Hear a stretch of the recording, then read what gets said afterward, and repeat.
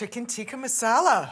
Take me back. I am Glasgow so time. excited. I love this. And all of these amazing spices. I cannot wait. Oh, I know. It's so you can't go wrong with a curry, I reckon. You can't. And I do like to, there's nothing wrong with using a curry powder, but you know what? It is nice to kind of use the individual spices, don't you think? I love this. And because I think a lot of people at home find Indian cooking a little bit daunting. They think so many spices, so many steps, but I think you're going to show them today that Indian can be cooked at home easily and be just as amazing as takeaway.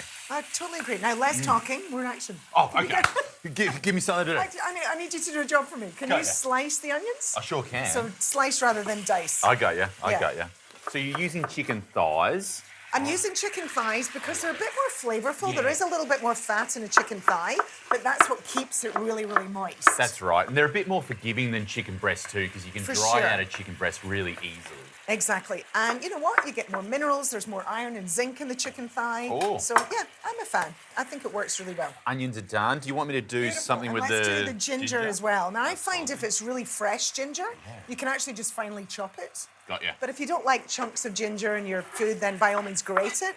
If it's an older ginger, then grate it because you'll get rid of some of that woody part. But that looks nice and fresh. Yeah. So I think it's nice chopped. Okay, I think that's browned enough. So I'm just going to remove my chicken from the pan because I don't want it to overcook. This browning stage is really important though. Because it seals in the flavour in the chicken and it stops it just from poaching in the sauce, which is not what we want. I've still got plenty of oil in that pan, so I'm just going to add my onions. Love it. And lots of onions work really, really well. Okay, so I'm going to throw in here some garlic. Be generous with your garlic. Are you ready for some I'm ginger ready for your action? ginger. Do you want to throw it straight in the pan for me? I got you. Oh, beautiful. So we're being very, very generous with the spices. I think that's the trick to a curry. Don't hold back. No. Go for it. What's incredible about spices, you know, we think of them just as about flavouring your food, but when you look at a lot of Eastern medicine, and they use them in a much more medicinal way. Yeah. And science is catching up with that now and actually analysing and looking at what is in all of these spices and what might be really good for us. And that's what's incredible. So there are lots of different, not just antioxidant, but anti-inflammatory effects. They're really good for your heart, for your gut, reducing inflammation in your body. So there's a whole load, even antiviral and antibacterial kind of effects. So I'm popping in some cayenne. That's the spicy one. Bring the heat. Bring the heat. So if you like more heat, more cayenne, less heat, use less cayenne. This is just a lovely paprika. Yes. This one is a mixture of cumin and coriander, like a classic curry mix. You can't do a curry without cumin and coriander. They're probably the two I use the most. You've probably heard about turmeric because it's become a popular supplement, right? And you get turmeric lattes and turmeric. Turmeric really is anti-inflammatory, so it's got some fabulous effects, but it also gives that classic Indian curry colour because it gives that gorgeous orange. And then just make sure you fry off your spices. You'll know that they're cooking because you'll smell them in the air. I love it. Really important to toast up your spices because it really helps to bring out all of those flavours. It's gorgeous. Okay, so now I'm going to start putting in my yoghurt. Perhaps you can make me up some stock, Tim. Got ya. So I'm just going to add the yoghurt slowly, a spoon at a time, just so that it combines really well with my spices.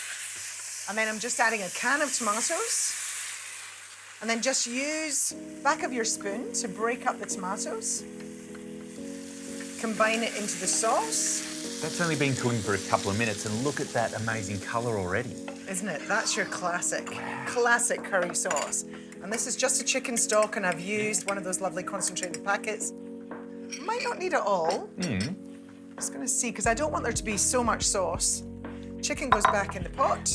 The other great thing about curry is it's always better the next day. Isn't it? It's just had time to sit overnight and develop those flavours. For now, I'm just going to pop that lid on and cook it for at least 20 minutes, preferably half an hour, at least until the chicken's cooked through, but you could leave it longer. That's what's great about curry. Love it. As long as you need to leave it. We're ready for my curry, Tim.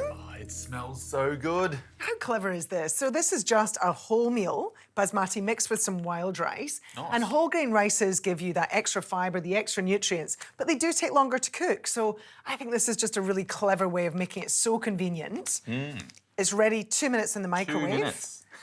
2 minutes, I know, so good. So, and it's that mixture. I love the way it's got the whole, if you've never tried wild rice, it's beautifully nutty and kind of gives fabulous texture, I think, to the rice.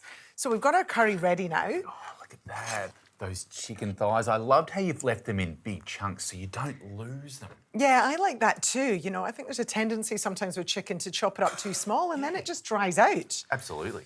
And you know, you could serve some wholemeal roti bread on the side of that. Some papadums. Some papadums. I would serve, actually, and I would do a dal with some lentils to serve on the side. You know, if you're going to do an Indian feast and pop all the dishes in the centre of the table, so you've got the rice, you could have a raita. I would serve some greens. So, you know, I've just put some fresh greens with this, but it could also just be some gorgeous spinach or okra or any of those kind of more Indian type vegetables. And you know what? That's going to be a family favourite, I reckon. Dig in, Tim. Dig in.